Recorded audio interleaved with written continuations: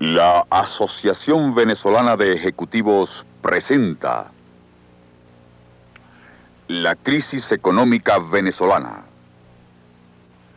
Charla del doctor Carlos Rangel. Auspiciada por Federación Venezolana de Cámaras de Comercio y Producción, Fedecámaras, Cámara Venezolana de la Construcción, Consejo Venezolano de la Industria, Conindustria, Dividendo Voluntario para la Comunidad, Asociación Civil de Desarrollo Institucional, ACIDE, Cámara de Aseguradores de Venezuela, Consejo Interamericano de Comercio y Producción, CICIP Venezuela, Consejo Nacional del Comercio y los Servicios, Consecomercio, y la Federación Nacional de Ganaderos.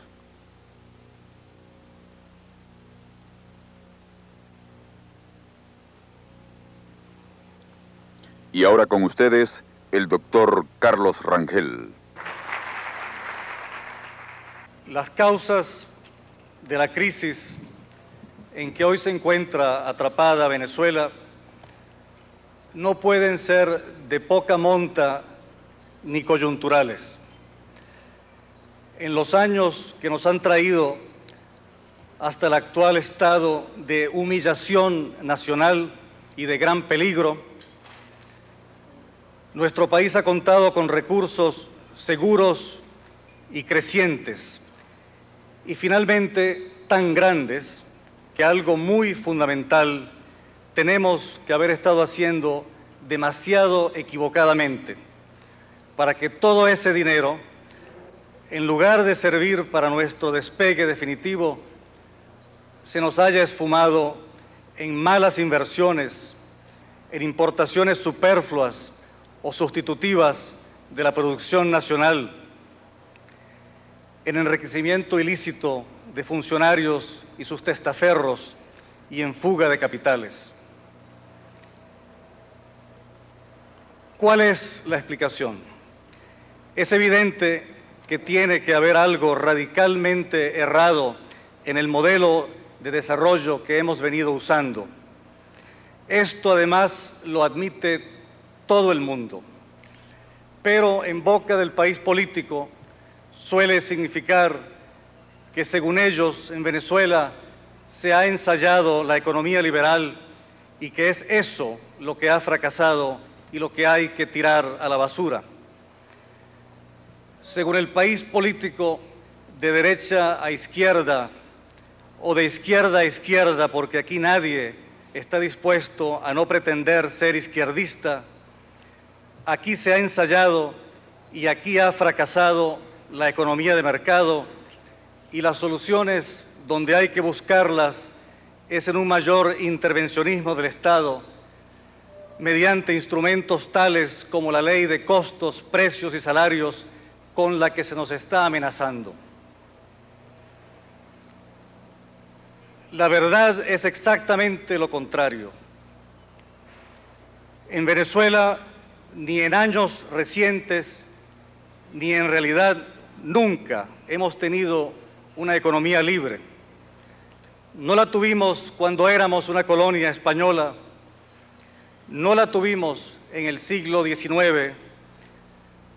no la tuvimos durante la hegemonía andina y no la hemos tenido en los años desde 1945. En cada uno de esos momentos se puede señalar, desde luego, la existencia de una economía mercantil y de la propiedad privada. Hacendados, comerciantes y artesanos, y más recientemente industriales y banqueros, y por lo mismo la presencia de algunas contadas y más bien modestas fortunas particulares hechas exclusivamente mediante el trabajo, el ahorro y la inteligencia.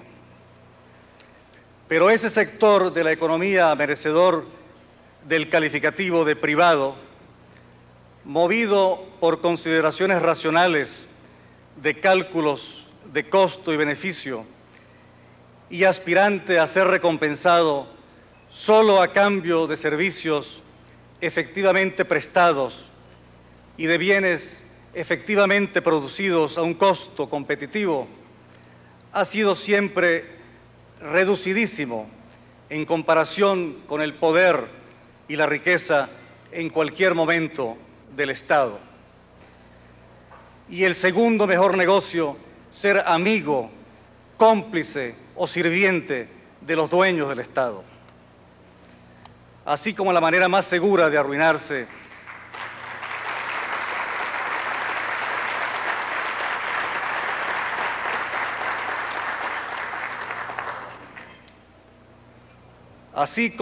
más segura de arruinarse ha sido tradicionalmente ser enemigo del gobierno. En realidad es casi un milagro, explicable solo por la influencia entre nosotros del mundo capitalista desarrollado, que hayamos tenido y tengamos en número creciente verdaderos empresarios al lado de la multitud de traficantes de influencia que todos conocemos, con el agravante de que en esas condiciones es muy difícil, casi imposible, la existencia de un verdadero sector privado incontaminado por la corrupción. Ningún ciudadano, por productivo y meritorio que sea, está seguro en su posición, a menos de haber tenido cuidado de vincularse estrechamente al mundo de la política. Esa vinculación, indispensable para no sufrir abusos de poder, casi invariablemente sirve para perpetrarlos, de modo que hombres quienes en circunstancias más propicias hubieran dedicado toda su energía y toda su inteligencia a cumplir cabalmente su función social específica de productores de riqueza y empleo, encuentran primero indispensable y luego provechoso pactar privilegios con el poder político. Es pues falso de toda falsedad que haya fracasado en Venezuela la economía de mercado. No se ha de verdad nunca ensayado. Lo que ha habido aquí ha sido, en primer lugar, una economía precapitalista, la del Imperio Español, antagónica a la economía de mercado, basada en el monopolio, el privilegio, la corrupción ya entonces y en general los estorbos burocráticos a toda actividad privada. Para el ánimo del Estado español, que miraba hacia la Edad Media como un modelo insuperable y ni intuía ni aspiraba al desarrollo capitalista, la actividad económica de los particulares era algo casi pecaminoso y en todo caso despreciable y propicio a ser esquilmado a cada vuelta de camino y a cada paso de río. La alcabala fue un impuesto al tránsito de mercancías. Su supervivencia en Venezuela en forma de puestos de policía que llevan ese nombre es la supervivencia de esa hostilidad oficial contra el libre tránsito de personas y mercaderías, de una desconfianza patológica contra todo cuanto no esté iniciado o por lo menos expresamente autorizado y permitido por el Estado. Las repúblicas hispanoamericanas sucesoras del Imperio Español coquetearon en teoría con el liberalismo, pero en la práctica sus gobiernos siguieron despreciando a la sociedad civil y junto con ella a la actividad económica de los particulares, con el agravante de los inmensos trastornos y el estímulo a la arbitrariedad que significaron las guerras de independencia y las guerras civiles. Un agente consular inglés, cuyo informe está en los archivos de Whitehall, encontraba en 1826 que el gobierno republicano del Perú contradecía en la práctica sus declaraciones de fe en el libre comercio, agobiando a artesanos y comerciantes con regulaciones minuciosas. El sistema, dice este inglés, pone toda clase de dificultades en el camino del comerciante honesto, a la vez que estimula el contrabando y el soborno de funcionarios. Exactamente de la misma manera, nuestros actuales gobernantes mantienen suspendidas las garantías económicas de la Constitución de 1961, con lo cual se reservan en la práctica el control discrecional de toda la actividad económica privada, obstruyen toda transacción conducida de buena fe y a la vez estimulan y premian a los negociantes inescrupulosos, a los traficantes de influencia y a los sobornadores de funcionarios. De hecho, hacen virtualmente imposible dar un paso sin entrar en este juego abominable. Y cuando, como resultado, hemos visto un auge incontenible de la corrupción y el estancamiento de la economía, el reflejo de nuestros gobernantes, herederos de la tradición colonial, será culpar a los empresarios privados y aumentar los controles, las fiscalizaciones, congelar los precios, dar atribuciones exorbitantes y poderes discrecionales a funcionarios de cada vez menor rango, sin pararse a reflexionar que con cada nuevo trámite, con cada nueva restricción y con cada nuevo poder discrecional se entraba más la economía y crecen las posibilidades de corrupción y disminuyen las posibilidades de desenvolverse los ciudadanos sin recurrir a expedientes extraordinarios. Y esto aún para las gestiones más corrientemente necesarias,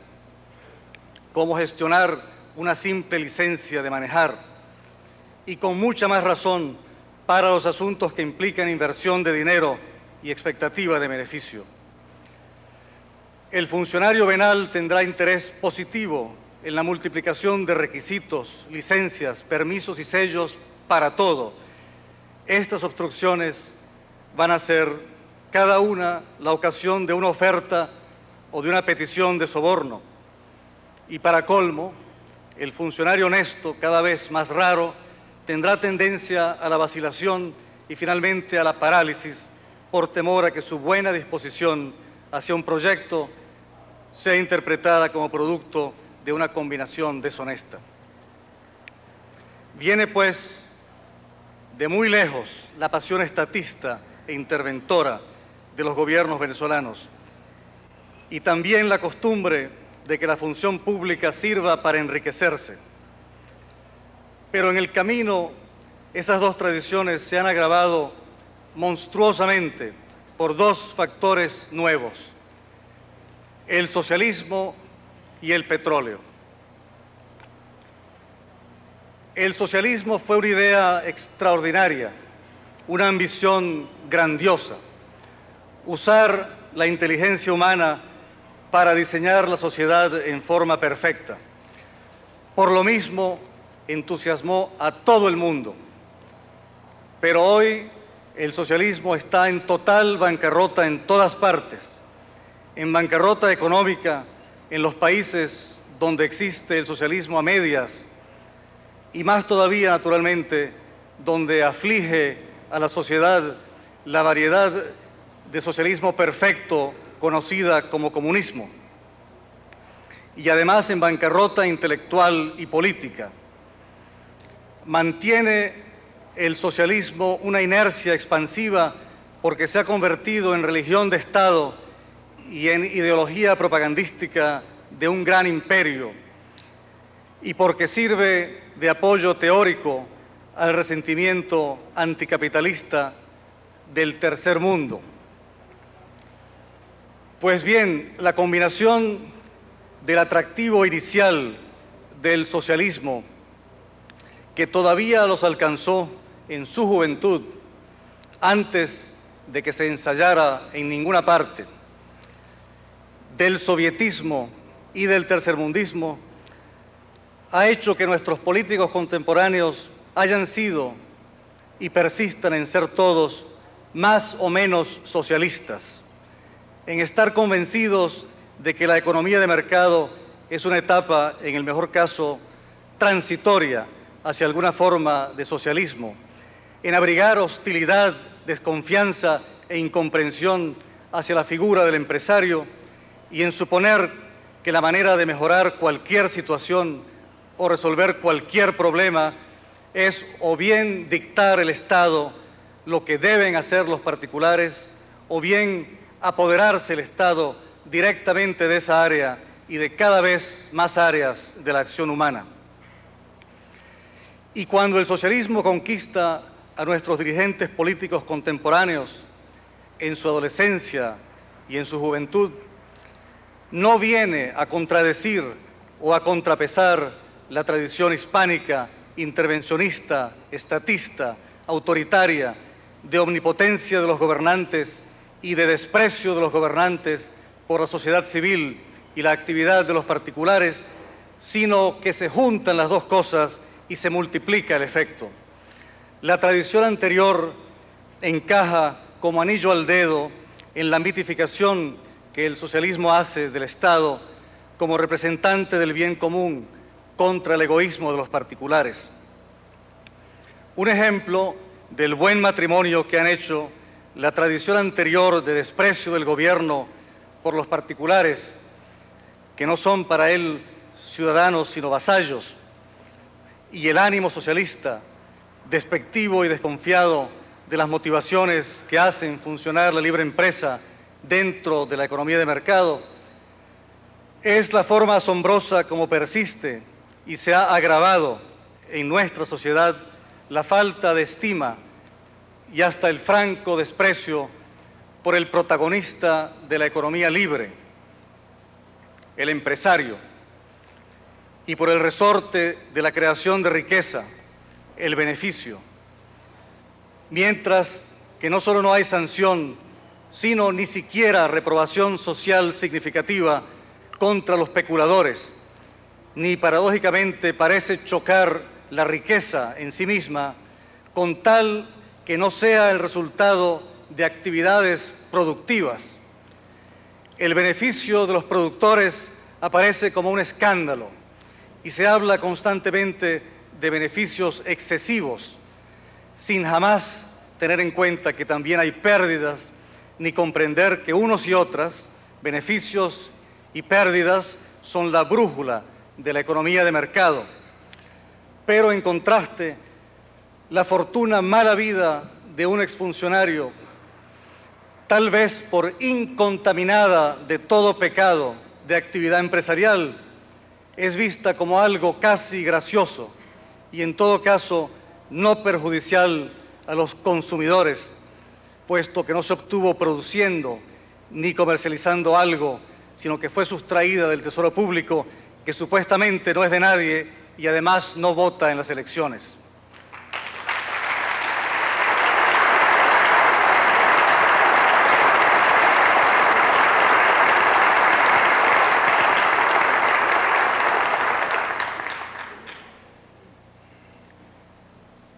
Esto nos trae al otro factor radical de la actual crisis venezolana, la riqueza petrolera, en trágica paradoja. En otros países, para apoderarse el Estado de la economía, ha debido despojar gradualmente o de un golpe a los propietarios, puesto que lo esencial de la riqueza es normalmente producto del trabajo de particulares. Eso no puede hacerse sin resistencia. Hay que asaltar el poder, que es lo que prefieren los comunistas y han hecho donde han podido, mediante guerras civiles o por imposición externa. O hay que ser cauteloso y gradualista, que es la vía de los socialistas llamados democráticos. En ambos casos hay una resistencia que vencer, que se expresa en fuerzas liberales o conservadoras y en un debate de ideas en torno a si el progreso de la sociedad puede lograrse mejor mediante el fortalecimiento y el perfeccionamiento de la economía de mercado y la cada vez mayor dispersión del poder, o si al contrario, esto debe buscarse mediante la sustitución de la economía de mercado por el capitalismo de Estado y la consiguiente concentración del poder en el gobierno. Pero en Venezuela hemos llegado sin resistencia ni debate de ninguna clase a un grado patológico de apropiación por el Estado de la riqueza de todos, porque eso se ha efectuado mediante la liquidación del haber nacional que es el petróleo. Esa situación la debemos a que junto con el subdesarrollo político que heredamos del Imperio Español, tuvimos otra herencia funesta de ese mismo imperio, la adopción por la República del principio de que el rey, es decir, el Estado, es propietario de todos los bienes que se encuentran debajo de la tierra. En los países donde el propietario de la superficie lo es también del subsuelo, la riqueza petrolera y minera se ha distribuido en forma automática y ha contribuido a fortalecer la sociedad civil frente al Estado. En Venezuela, esa misma riqueza nos ha creado un Estado monstruoso que nos está asfixiando, pero el cual, por las migajas que suelta de algo que en realidad es de todos, y también por el desmesurado poder que ha acumulado y que significa que puede destruir a quien se le antoje, cada día disfruta de mayor impunidad y exige mayor reverencia. No faltará quien diga que por lo menos en Venezuela no tenemos multimillonarios del petróleo como en Estados Unidos. Entonces nos encontramos con la siguiente paradoja, que nuestros gobernantes durante los últimos 25 años han sido hombres bien intencionados, que han querido hacer bien las cosas, que han ofrecido el desarrollo económico y la justicia social, liberarnos de la excesiva dependencia de la monoproducción petrolera, descentralizar el poder y aumentar la participación de los ciudadanos en la toma de decisiones, pero que miramos en torno nuestro y vemos que nada o casi nada de esto se ha logrado. Aunque inesperadamente estos hombres manejaron gigantescas sumas de dinero. Lo que se ha logrado, en cambio, es el desquiciamiento de la economía y de la moral pública, la marginalización de una parte creciente de la población, el colapso de la moneda y que en el momento actual la mitad de un todavía inmenso ingreso petrolero se vaya en pagar sueldos de funcionarios y que no alcance la otra mitad para cubrir las pérdidas y amortizar las deudas causadas por un sector público improductivo y monstruoso. Y también se ha logrado que, como el drogadicto a quien se le retira de pronto el estímulo venenoso y artificial con que se distraía de la realidad, la sociedad venezolana esté amenazada de entrar en convulsiones impredecibles. Yo he dicho en otra parte, y quiero repetir hoy, que los socialistas suelen ser infinitamente tercos y que su destrucción de las bases de una sociedad puede ser comparada a la operación que consiste en persuadir o forzar a esa sociedad, puesto que nada sino el infame capitalismo le impide volar y alcanzar la utopía, a lanzarse de un segundo o un tercer piso. Y cuando el objeto de semejante disparate resulta magullado o hasta con alguna fractura, sostener que ese primer fracaso se debe a que no se le obligó a intentar volar desde suficientemente alto y repetir la operación indefinidamente, cada vez desde un piso más arriba. Eso define la encrucijada dramática en la cual se encuentra Venezuela, postrada, magullada y malherida por las consecuencias ineluctables del comportamiento destructivo, asfixiante, corrompido de un Estado avasallante, semejante a un gigante con cerebro minúsculo y sin control de sus actos, y que sin embargo persiste en postularse como único capaz de conducir hasta sus más mínimos detalles la vida de una sociedad a la cual supone o postula compuesta por eternos menores de edad en eterna necesidad de tutela. nosotros los que estamos aquí, por ejemplo. Y si el gigante persiste en que el remedio es más de lo mismo, veremos a Venezuela despeñarse de muy alto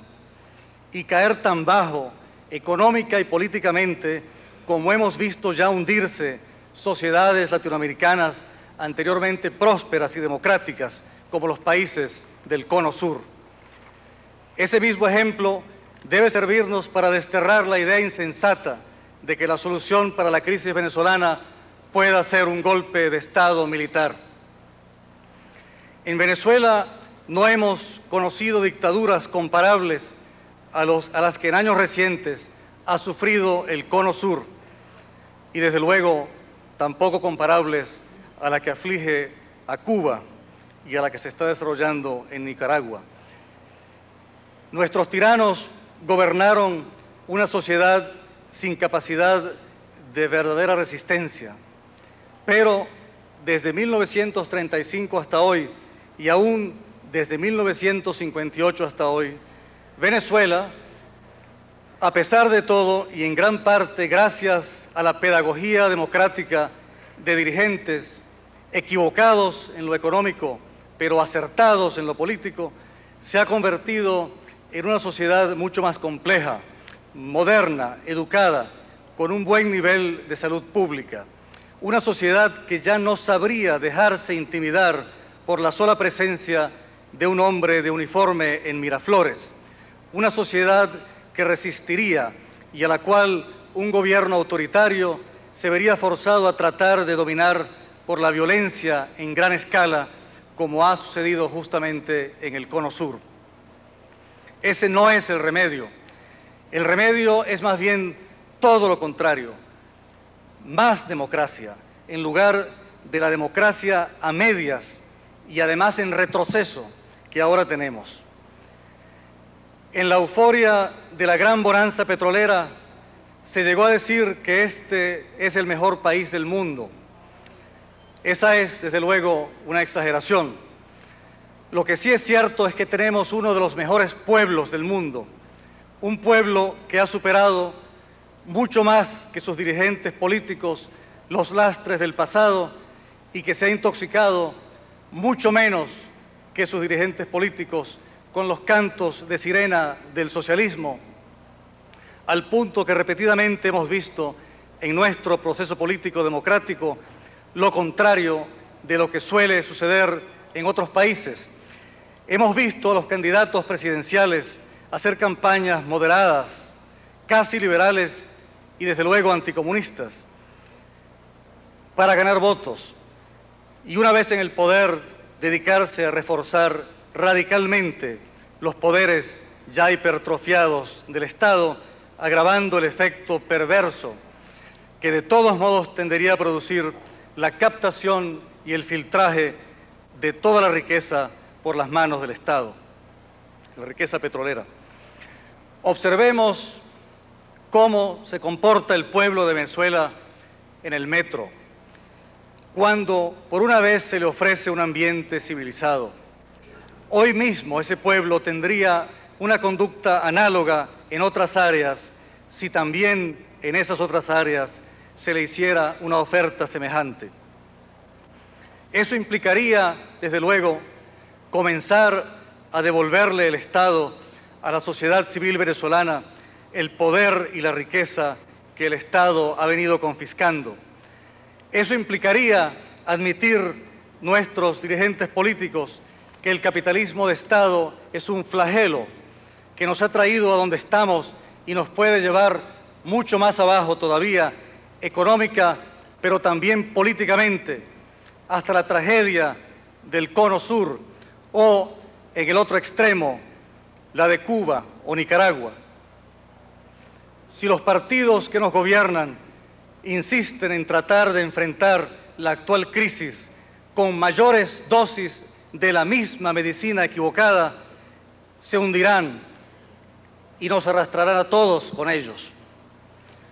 Pero eso no es inevitable. Podría también ocurrir que la misma gravedad de la crisis y lo evidente de sus causas profundas sirva para abrirles los ojos sobre lo que ha significado para la frustración de sus buenos propósitos la triple acción nefasta de la tradición anticapitalista de la colonia española, de la ideología socialista y de la confiscación accidental por el Estado de la riqueza petrolera. Es por eso que cada uno de nosotros debe actuar intensamente en este momento, cuando por efecto de la crisis hay alguna sensibilidad en los partidos democráticos hacia el reconocimiento de que el mal esencial es la hipertrofia del Estado, para predicar esa verdad en todas partes, en todo instante, con todas nuestras fuerzas.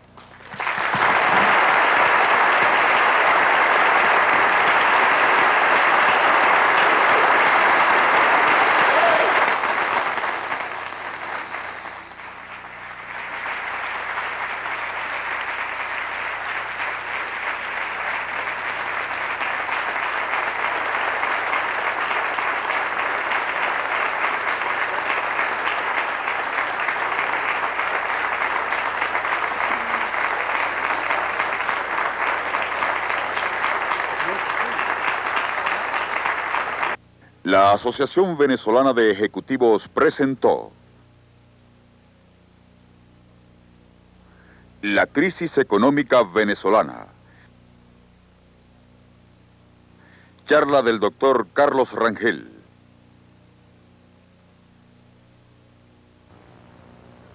Auspiciada por Federación Venezolana de Cámaras de Comercio y Producción, Fedecámaras, Cámara Venezolana de la Construcción,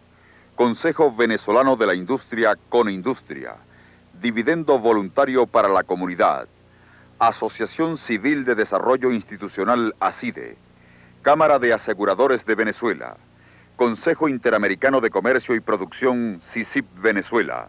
Consejo Nacional del Comercio y los Servicios, Consecomercio, y la Federación Nacional de Ganaderos.